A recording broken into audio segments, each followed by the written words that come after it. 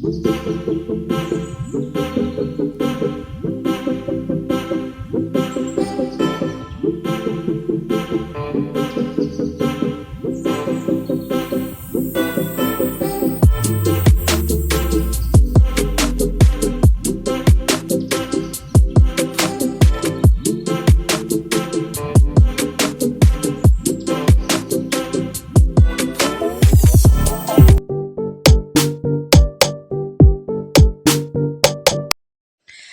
Friends, welcome back to Soumya's vlog. ನಾನು ಇವತ್ತು evening ವ್ಲಾಗ್ನ ಮಾಡ್ತಾಯಿದ್ದೀನಿ. ಇಲ್ಲಿ ನಾನು ನನ್ನ ಮಗನ ಸ್ಕೂಲಿಂದ ಕರ್ಕೊಂಬರೋಷ್ಟೊತ್ತಿಗೆ ಹತ್ತತ್ರ 4 o'clock ಆಗಿತ್ತು. ನಾನು ಬರುವಾಗಾದ್ರೇ ಸ್ವಲ್ಪ ಮೆಹಂದಿ ಹಚ್ಕೊಳ್ಳೋಣ ಕೂದಲಿಗೆ ಅಂತ ಹೇಳಿ ಒಂದು ಮೆಹಂದಿ ಪ್ಯಾಕೆಟ್ ತೊಗೊಂಬಂದೆ. ಹಾಗೆ ಅವನು ಪಾಪ್ಕಾರ್ನ್ ಮಾಡ್ಕೊಡಮ್ಮ ಅಂತ ತುಂಬ ದಿನದಿಂದ ಕೇಳ್ತಾ ಇದ್ದ. ಸೊ ಹಾಗಾಗಿ ಸರಿ ಅರ್ಜೆಂಟಿಗೆ ಇರಲಿ ಅಂತ 2 ಪ್ಯಾಕೆಟ್ ಪಾಪ್ಕಾರ್ನ್ದು ಇದು ತೊಗೊಂಬಂದೆ. ಮತ್ತು ಕಂಫರ್ಟು ಖಾಲಿಯಾಗಿತ್ತು, ಸೊ ಅದು ತೊಗೊಂಡು ಸ್ವಲ್ಪ ಆಯಿಲ್ ಬೇಕಾಗಿತ್ತು, ಅದೆಲ್ಲ ತೊಗೊಂಡು ಹಾಗೆ ಅವರೆಕಾಳು ಸಿಗ್ತಾಯಿತ್ತು ದಾರಿಗೆ ಬರಬೇಕಾದ್ರೆ. ಸೊ ಇರಲಿ ರಾತ್ರಿಗೆ ಹೆಂಗಿದ್ರು ಅಡುಗೆ ಮಾಡೋದಕ್ಕಾಗತ್ತಲ್ಲ ಅಂತ 1 kg ಅವರೆಕಾಳು ಕೂಡ ಅದನ್ನು ತೊಗೊಂಬಂದೆ. ಈಗ ಪಾಪ್ಕಾರ್ನ್ ಮಾಡ್ಕೊಡಮ್ಮ ಸ್ನ್ಯಾಕ್ಸ್ಗೆ ಅಂತ ಹೇಳ್ತಿದ್ದೆ. ಸೊ ನಾನು ಸಾಮಾನ್ಯವಾಗಿ ಈ ಥರ ಪಾಕೆಟ್ ತರೋದಿಲ್ಲ. ಏನಾದ್ರು ಅರ್ಜೆಂಟ್ ಇದ್ದಾಗ ಈ ಥರ ಮಕ್ಕಳು ಕೇಳಿದಾಗ ಮಾತ್ರ ನಾನು ತೊಗೊಂಬರೋದು. ಸೊ ನಾನು ಹೇಳೋದು ಅಂಗಡಿಗಳಲ್ಲಿ ಲೂಸ್ ಸಿಗುತ್ತಲ್ಲ, ಇದು ಕಾರ್ನು ಸಿಗುತ್ತಲ್ಲ, ಜೋಳ, ಅದನ್ನೇ ತೊಗೊಂಬಂದು ನಾವು ಮನೇಲಿ ಮಾಡಿಕೊಟ್ಟಾಗ ನಾವು ಅದೇ ಆಯಿಲ್ ಯೂಸ್ ಮಾಡಿ ಮಾಡಿಕೊಟ್ಟಾಗ ಅದು ತುಂಬಾ ಚೆನ್ನಾಗಿರುತ್ತೆ. ಇದು ಸ್ವಲ್ಪ ಜಾಸ್ತಿ ದಿನ ಆಗಿರುತ್ತೆ, ಹಾಗಾಗಿ ನಾನು ಇದನ್ನು ಪ್ರೊವೈಡ್ ಮಾಡಲ್ಲ. ಸೊ ಅದನ್ನು ಮಾಡಿಕೊಟ್ರೆ ಬೆಸ್ಟ್ ಅಂತಲೇ ಹೇಳ್ಬೋದು. ನಾನಿಲ್ಲಿ ಪಾಪ್ಕಾರ್ನು ಕೂಡ ರೆಡಿ ಮಾಡಿಕೊಂಡೆ. ಹಾಗೆ ಹಾಲು ಬೇಕು ಅಂತ ಹೇಳ್ದೆ. ಹಾಲಿಗೆ 1 ಚಿಟಿಕೆ ಅರಿಶಿನ ಹಾಕಿ ನಾನು ಕಾಯಿಸಿ ಕೊಡ್ತೀನಿ ಯಾವಾಗಲೂ. ಯಾಕೆಂದರೆ ಇವಾಗ ಸ್ವಲ್ಪ ವೆದರು ಕೂಡ ಕೋಲ್ಡ್ ಆಗಿದೆ, ಹಾಗಾಗಿ ಹಾಲಿಗೆ ಸ್ವಲ್ಪ ಅರಿಶಿನ ಹಾಕಿ ಕೊಟ್ಟಾಗ ಮಕ್ಕಳಿಗೇನಾದರೂ ಇನ್ಫೆಕ್ಷನ್ ಇದ್ದರೆ ಹೋಗುತ್ತೆ, ಅಂದರೆ ಶೀತ ಕೆಮ್ಮು ಆ ಥರ ಇದ್ದಾಗ, ಅಥವಾ ಒಂದು ಇಮ್ಯುನಿಟಿ ಬೂಸ್ಟ್ ಆಗುತ್ತೆ ಅನ್ನೋದಕ್ಕೋಸ್ಕರ ನಾನು ಸ್ವಲ್ಪ ಅರಿಶಿನ ಹಾಕಿ ಅವ್ರಿಗೆ ಗೊತ್ತಾಗಲ್ಲ. ಸೊ ಹಾಗಾಗಿ ಕೊಡ್ತೀನಿ. ಅವ್ರಿಗೇನಾದರೂ ಹೇಳ್ಬಿಟ್ಟು ಕೊಟ್ಟರೆ ಏನು ಮಾಡ್ತಾರೆ, ಅದನ್ನೇ ಏನೋ ಒಂದು ದೊಡ್ಡ ಇಶ್ಯೂ ಥರ ಇದು ಮಾಡ್ತಾರೆ. ಸೊ ಅಷ್ಟೊತ್ತಿಗೆ ನನ್ನ ಚಿಕ್ಕ ಮಗ ಕೂಡ ಪಾಪ ಮಲಗಿದ್ದ. ನಾನು ಮಲಗಿಸ್ಬಿಟ್ಟೆ. ಯಾವಾಗ್ಲೂ ನಾನು ಅವನ್ನ ಕರ್ಕೊಂಬರೋಕ್ಕೆ ಹೋಗೋದು, ಇಲ್ಲಾಂತಂದರೆ ಇಬ್ಬರನ್ನೂ ಕ್ಯಾರಿ ಮಾಡೋಕ್ಕಾಗಲ್ಲ ನಾನು, ಏಕೆಂದರೆ ಗಾಡಿಯಲ್ಲಿ ಹೋಗಲ್ಲ, ನಡ್ಕೊಂಡೇ ಹೋಗೋದು. ಸ್ವಲ್ಪ ದೂರ ಆಗುತ್ತೆ. ಅವ್ನು ಬ್ಯಾಗ್ ಇಟ್ಕೊಂಡು ಅವನನ್ನು ಕರ್ಕೊಂಡು ಜೊತೆಗೆ ಇವನು ಕರ್ಕೊಂಬರೋದು ಅಂತಂದರೆ ತುಂಬ ಹಿಂಸೆ ಅನಿಸುತ್ತೆ. ಹಾಗಾಗಿ ಅವನನ್ನು ಸ್ಕೂಲ್ಗೆ ಹೋಗೋ ಟೈಮಲ್ಲಿ ಮಲಗಿಸ್ಬಿಟ್ಟು ಲಾಕ್ ಮಾಡ್ಕೊಂಡು ಹೋಗ್ತೀನಿ. ಇವಾಗ ನಾನಿಲ್ಲಿ ಒಂದು ತೋರಿಸ್ತಾ ಇದ್ದೀನಿ, ದ್ರಾಕ್ಷಿ, ಗೋಡಂಬಿ ಮತ್ತು ಖರ್ಜೂರ, ಅಂಜೂರ ಮತ್ತು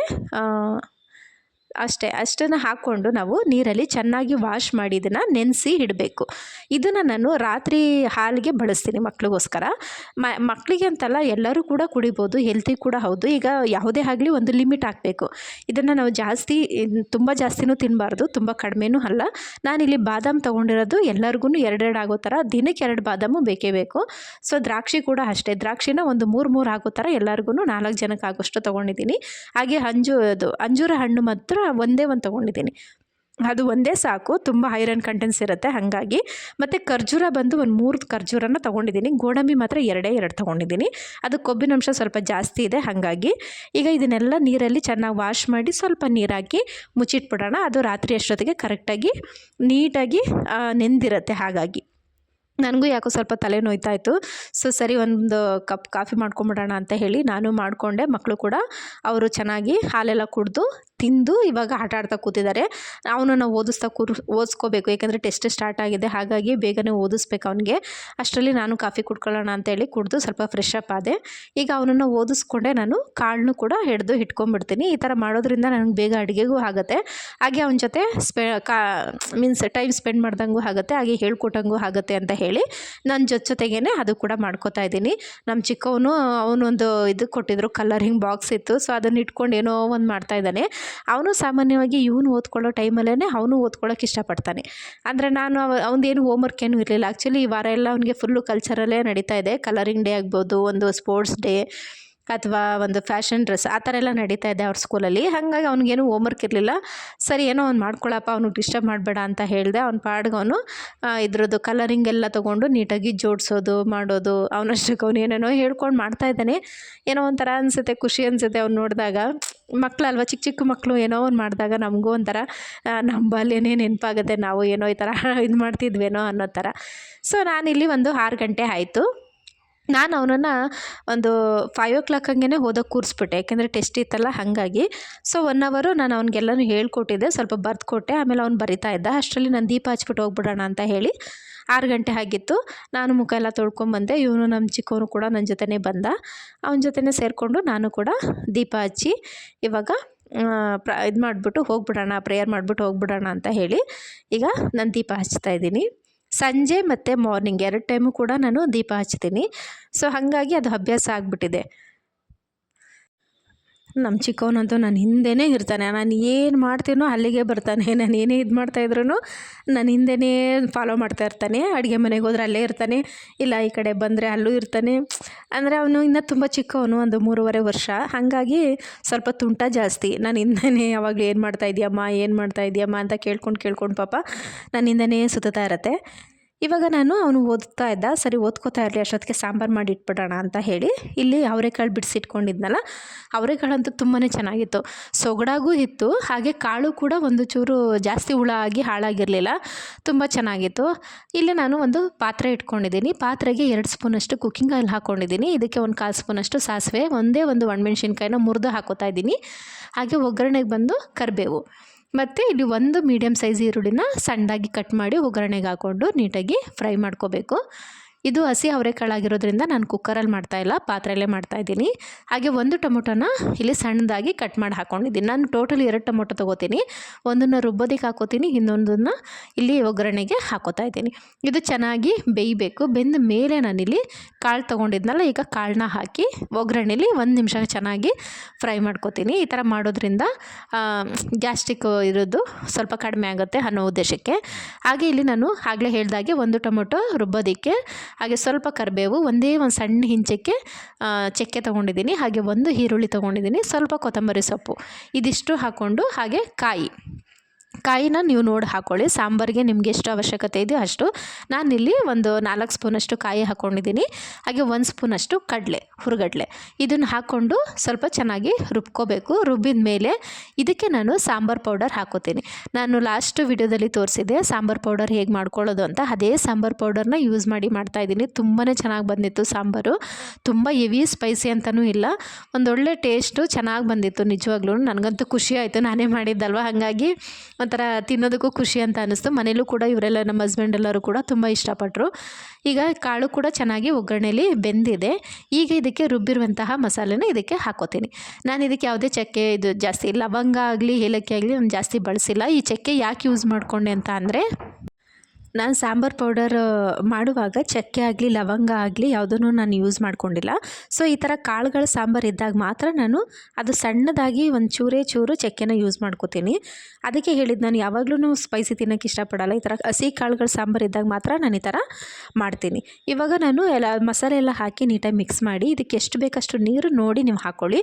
ನಿಮ್ಮ ತಿಕ್ನೆಸ್ ಅನುಸಾರವಾಗಿ ನೀವು ಹಾಕ್ಕೊಂಡ್ರೆ ಆಯಿತು. ನಾನಿಲ್ಲಿ ನಮಗೆ ಮುದ್ದೆಗೆ ಮತ್ತು ಅನ್ನಕ್ಕೆ ಎರಡಕ್ಕೂ ಬೇಕು. ಸೊ ಹಾಗಾಗಿ ನಾನಿಲ್ಲಿ ನೀರನ್ನ ಹಾಕೋತಾ ಇದ್ದೀನಿ. ಅಂದರೆ ಮಿಕ್ಸಿ ಜಾರ್ನ ನೀಟಾಗಿ ಅದಕ್ಕೆ ನೀರು ಹಾಕ್ಕೊಂಡು ಚೆನ್ನಾಗಿ ತೊಳೆದು ಅದರಲ್ಲಿ ಹಾಕೋತಾ ಇದ್ದೀನಿ. ಹಾಗೆ ರುಚಿಗೆ ಎಷ್ಟು ಬೇಕು ಅಷ್ಟು ಉಪ್ಪು ಹಾಕ್ಬಿಟ್ಟು ಒಂದು 5 ನಿಮಿಷ ಅಥವಾ 10 ನಿಮಿಷ ಚೆನ್ನಾಗಿ ಕುದಿಯೋದಕ್ಕೆ ಬಿಟ್ಬಿಡಬೇಕು. ಕುದ್ಮೇಲೆ ಸಾಂಬಾರು ರೆಡಿ ಆಗುತ್ತೆ. ಈ ಕಡೆ ಒಲೆಯಲ್ಲಿ ನಾನು ಮುದ್ದೆಗೆ ಇಟ್ಕೊಂಡ್ಬಿಡೋಣ ಅಂತ ಹಾಕೋತಾ ಇದ್ದೀನಿ. ಯಾಕೆಂದರೆ ನಮ್ಮ ಮನೇಲಿ ಆಲ್ಮೋಸ್ಟ್ 8 ಗಂಟೆಗೆಲ್ಲ ಊಟ ರೆಡಿ ಆಗಿಬಿಡಬೇಕು. ಅಂದರೆ ಸೂರ್ಯ ಉದಯ ಅಂದರೆ ಹುಟ್ಟಿದ ಮೇಲೆ ಸ್ವಲ್ಪ ಲೇಟಾಗಿ ತಿಂದರೂ ನಡೆಯುತ್ತೆ. ಬಟ್ ಮುಳುಗೋ ಟೈಮಲ್ಲಿ ನಾವು ಬೇಗನೆ ಊಟ ಮಾಡಬೇಕಂತೆ, ರಾತ್ರಿ ಟೈಮಲ್ಲಿ. ಈ ಥರ ಮಾಡೋದ್ರಿಂದ ಏನಾಗುತ್ತೆ, ಜೀರ್ಣಕ್ರಿಯೆ ಚೆನ್ನಾಗಾಗುತ್ತೆ ಅಂತ ಹೇಳಿ. ಇಲ್ಲಾಂದರೆ ನಾವು ಒಂದು 9 ಗಂಟೆ 10 ಗಂಟೆ ಮೇಲೆ ಊಟ ಮಾಡಿದಾಗ ಏನಾಗುತ್ತೆ, ಜೀರ್ಣ ಆಗಲ್ಲ ನೀಟಾಗಿ. ಸೊ ಒಂಥರ ಗ್ಯಾಸ್ಟ್ರಿಕ್ ಥರ ಎಲ್ಲ ಸ್ಟಾರ್ಟ್ ಆಗಿಬಿಡುತ್ತೆ. ಹಾಗಾಗಿ ಆಲ್ಮೋಸ್ಟ್ ನಮ್ಮ ಮನೇಲಂತೂ 8 ಗಂಟೆ ಅಷ್ಟೊತ್ತಿಗೆ ಊಟ ಎಲ್ಲ ರೆಡಿ ಮಾಡಿಬಿಡ್ತೀನಿ. ಮಕ್ಕಳಿಗೆಲ್ಲ ಬೇಗ ತಿನ್ನಿಸಿ ಆಮೇಲೆ ನಾವು ತಿನ್ನೋದು. ಸೊ ನಾನು ಒಂದು 9 ಗಂಟೆಗೆಲ್ಲ ನಮ್ಮ ಮನೇಲಿ ಊಟ ಎಲ್ಲ ಮುಗಿಸಿ ನಾನು ಅಡುಗೆ ಮನೆ ಕೆಲಸನ ಮುಗಿಸ್ಕೊಂಡ್ಬಿಡ್ತೀನಿ.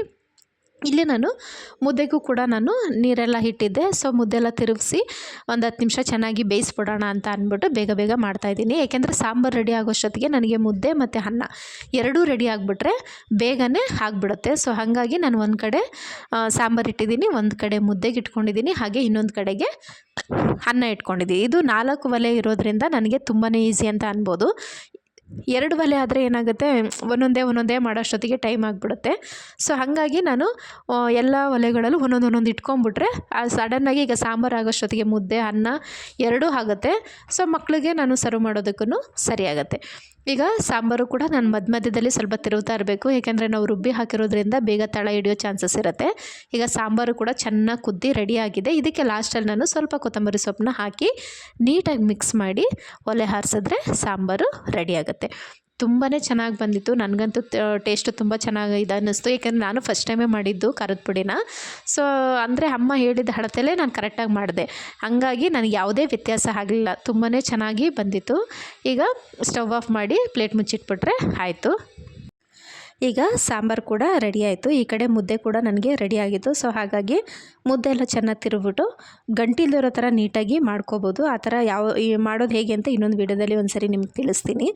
ತುಂಬಾ ಸಾಫ್ಟಾಗಿ ಸ್ಮೂತಾಗೂ ಇರುತ್ತೆ, ಹಾಗೆ ಒಂದು ಚೂರು ಕೂಡ ಗಂಟಿರೋದಿಲ್ಲ. ಸೊ ನಾನು ಫಸ್ಟೇ ಇದು ಮಾಡಿ ನೀಟಾಗಿ ಅದನ್ನ ಗಂಟಿಲ್ದಿರೋ ಥರ ಚೆನ್ನಾಗಿ ಹೊಡೆದು ಅದನ್ನು ಮುದ್ದೆನ ತಿರುಗ್ಕೋಬೇಕು. ಈಗ ಮುದ್ದೆಗಳು ಕೂಡ ರೆಡಿಯಾಗಿದೆ. ನಮ್ಮ ಮನೇಲಿ ಒಂದು 3 ಮುದ್ದೆ ಆದರೆ ಸಾಕು, ಯಾಕೆಂದರೆ ಚಿಕ್ಕವನು ಅಷ್ಟು ಇಷ್ಟಪಟ್ಟು ತಿನ್ನೋದಿಲ್ಲ. ಯಾವಾಗಲಾದರೂ ಮಧ್ಯಾಹ್ನ ಟೈಮ್ ಮಾಡಿದಾಗ ಅವನು ಸ್ವಲ್ಪ ಮೊಸರಲ್ಲಿ ತಿಂತಾನೆ ಹೊರತು ಹಾಗೆಯೇ ಮುದ್ದೆನ ಅವನು ನುಂಗೋಕ್ಕೆ ಬರೋದಿಲ್ಲ. ಇನ್ನೂ ನಮ್ಮ ದೊಡ್ಡವನಿಗೋಸ್ಕರ ನಾನು ಒಂದು ಮುದ್ದೆ, ನಮಗೆ ಇಬ್ರಿಗೂ ಸ್ವಲ್ಪ ದಪ್ಪ ದಪ್ಪ ಮುದ್ದೆಗಳನ್ನ ತೊಗೋತೀನಿ.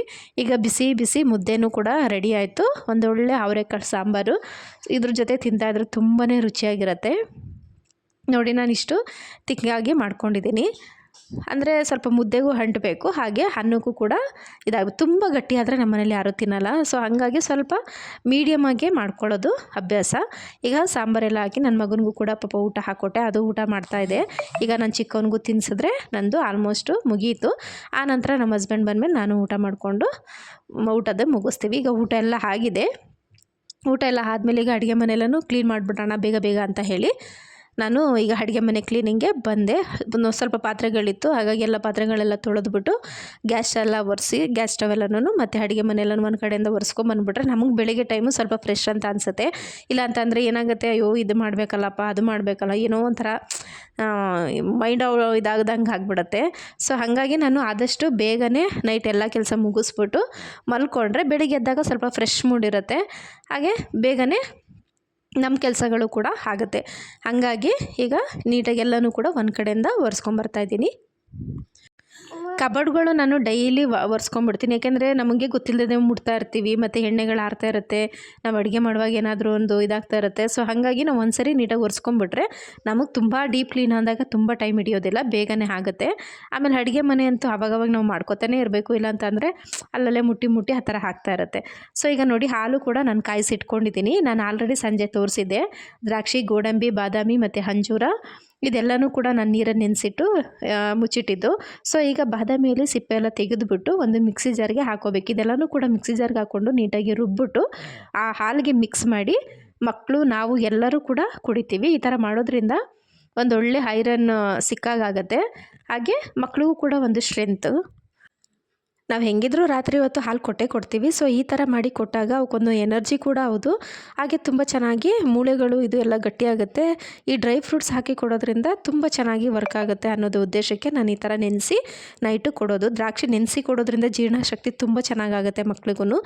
ಹಾಗಾಗಿ ಈಗ ನೀಟಾಗಿ ಎಲ್ಲನೂ ಕೂಡ ಮಿಕ್ಸಿ ಮಾಡ್ಕೊಂಬಂದು ಇದನ್ನು ಹಾಲಿಗೆ ಮಿಕ್ಸ್ ಮಾಡಿ ಮಕ್ಕಳಿಗೆ ಸರ್ವ್ ಮಾಡಿದ್ರೆ ಆಯಿತು.